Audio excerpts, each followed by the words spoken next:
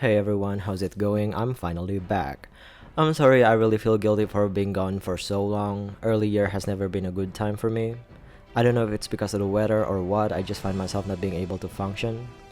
I just didn't think this year would actually be worse than last year because last year I came back in March and this year I came back just now. It's almost June. Half a fucking year not doing shit. During those months, whenever I checked my YouTube studio, I felt like shit. Because it reminded me how productive I used to be. Again, I apologize for not pulling myself together sooner. I hate myself. I'm sorry, Itzy. I don't wanna be me. You know what I'm saying? Also, I started learning Mandarin. I'd been wanting to learn another language for quite some time. I knew it'd be Mandarin and I got into this boy band called Produce Pandas.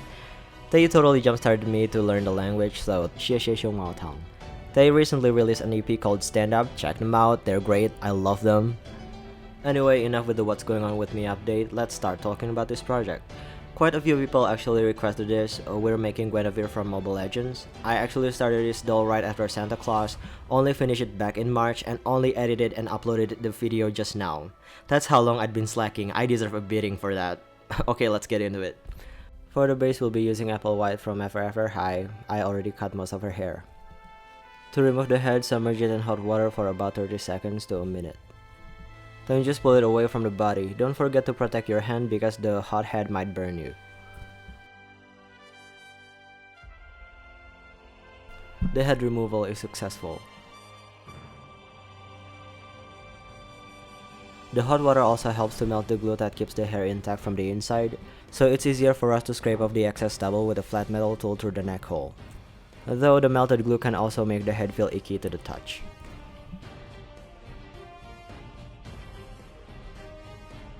Pull the remains out with some tweezers.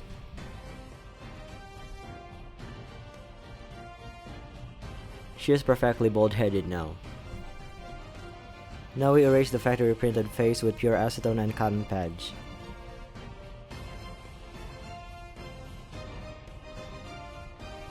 After the factory face is gone, wipe the head with wet wipes to clean off the acetone residue so the Mr. Super Clear can be applied properly.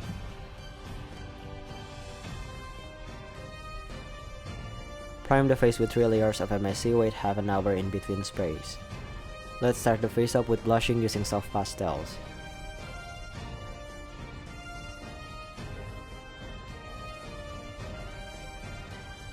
During this stage I also map out the lips and eyebrows.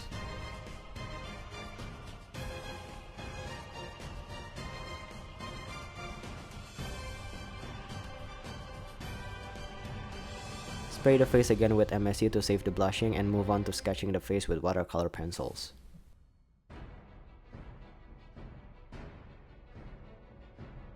I continue by mapping the irises and pupils.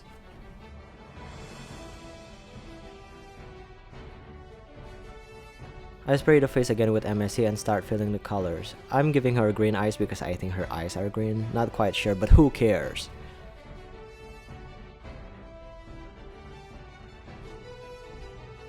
When the color won't build up anymore, spray another layer of MSC and apply more color until you get your desired opacity.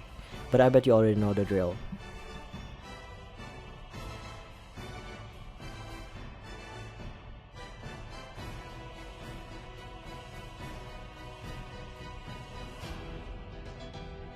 Dot on the eye shines and spray the final layer of MSC to finish the face up.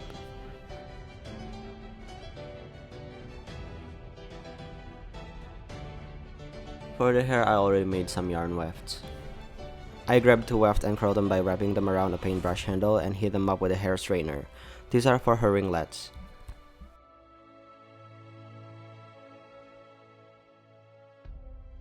We can start gluing the hair now, starting with the ringlets.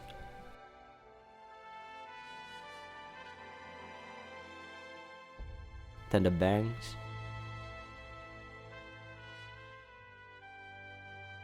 Trim the bangs now because it'll be a hassle if we do it later.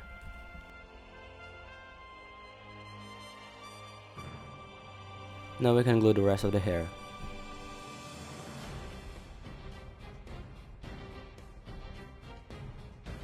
Now we tame the hair with toothbrush and water. I decided to curl the rest of the hair to make it appear fuller than it actually is.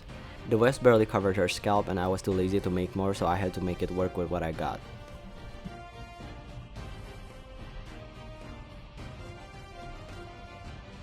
Give it a trim. The head is done, we can reunite it with the body and proceed to the clothes.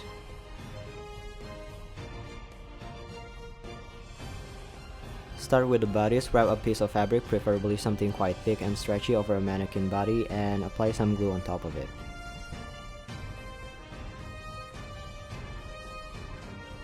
After the glue dries, you can mark the shape of the breastplate.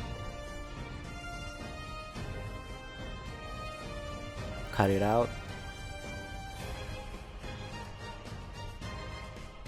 Glue the same fabric on top to make the color uniform. This is why you better use stretchy fabric so it will actually follow the contour of the body.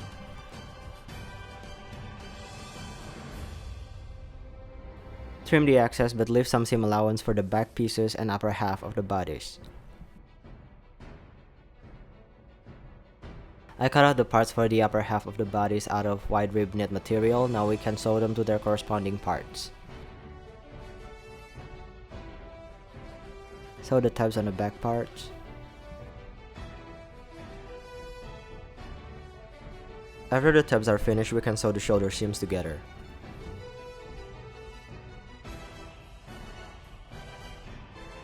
I cut out this piece for the bib thingy. Let's gather it a bit. Then sew it to the front of the neckline.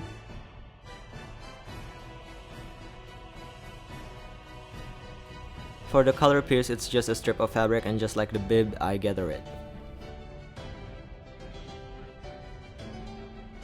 Now we sew the collar around the neckline.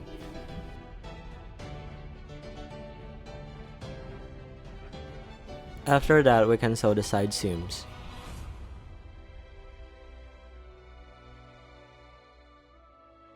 And with that, the bodice portion of the dress is done.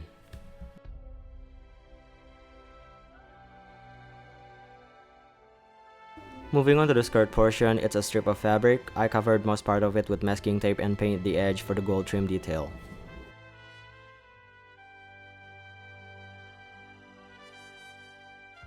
Let's remove the masking tape.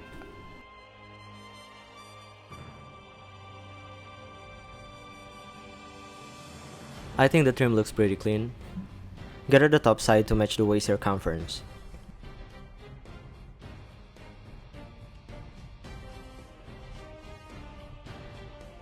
Now we can sew it to the bodies.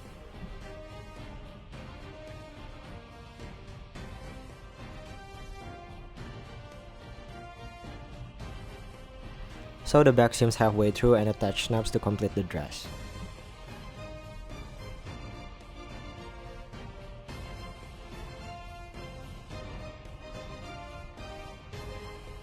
The dress portion is done. This is very Salmon-esque, methinks. Moving on to the underskirt, train thingy, you know, that big ass part that makes the dress distinctive. Let's tackle the graphic first. I trace it following the stencil and use white acrylic paint to block out the shapes.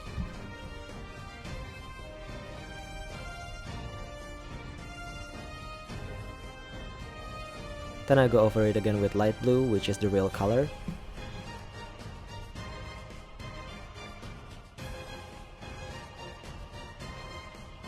Can't forget the gold trim. Also check out the paint job. I think I did a good job.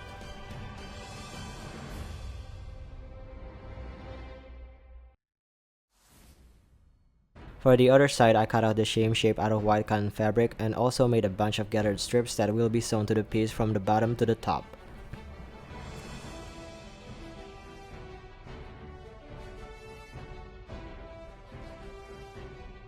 This is how it looks like. I kinda like it. I made a long gathered strip that is long enough to go around the underskirt. This will be sandwiched just like so. Sew around it. Don't forget to leave an opening at the top. Trim the ruffles. Then turn it inside out. Attach the snaps. Hopefully one pair is strong enough to hold it in place.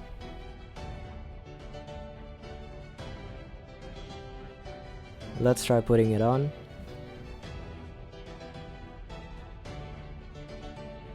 It looks good, and yes, one pair of snaps is strong enough to hold it. Here I already made two purple tubes for the sleeves and white ankle socks.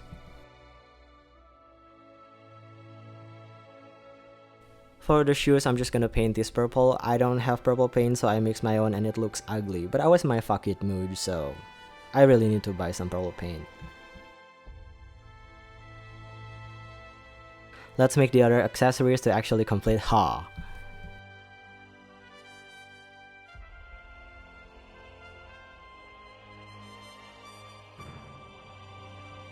She's done. To be completely honest, I don't like her. I would even say she is my worst work, and it doesn't help that she's supposed to be gorgeous and I made her like this. I feel like I don't do her justice. Her face up, subpar. Her hair, thin. Her dress, half-assed. Her shoes, mismatch. The only thing I actually like about her is the underskirt, and that doesn't even include the dress. Just the underskirt. It was quite fun to make. What do you think of her? Does she look okay to you? I'm sorry if you're disappointed considering this is my first video after so long. Also, this is my last Mobile Legends repaint, or at least the last of the first batch. As of now, I have no plan in making more. I want to focus on original concepts, and let's hope I won't disappear again. Like and subscribe if you want to. See you in the next one. Bye!